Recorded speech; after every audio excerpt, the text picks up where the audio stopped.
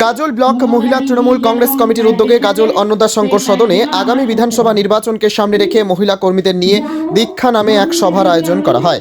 এদিন গাজল ব্লকের 15টি গ্রাম পঞ্চায়েত থেকে মহিলা কর্মীরা এসেছিলেন এই দীক্ষা কর্মসূচিতে। আগামী বিধানসভা নির্বাচনকে সামনে রেখে কিভাবে মহিলা কর্মীদের মাঠে নামতে হবে কোমর বেঁধে তা নিয়ে বিশেষ আলোচনা করা হয়।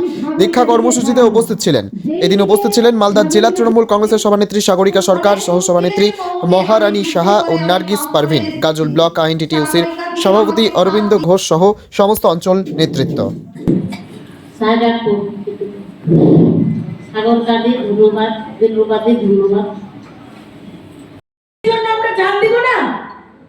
গাজল বিধানসভাতে বিজেপি জিতে, আগামীতে বিজেপিকে জিততে দিব। ময়দানে প্রত্যেক মহিলারা কিন্তু বেরিয়ে যেতে পড়বে, একদম প্রত্যেককে কোমর বসে নেমে যেতে হবে।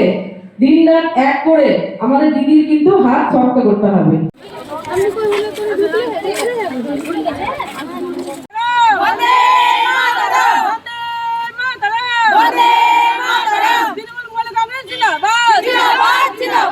রাজ্য সভানেত্রী মাননীয়া চন্দ্রিমা ভট্টাচার্য মহাশয়া আমাদের দিদির নির্দেশে আমাদের 1 মাস আমাদের কর্মী সভা চলবে, মহিলা কর্মী সভা।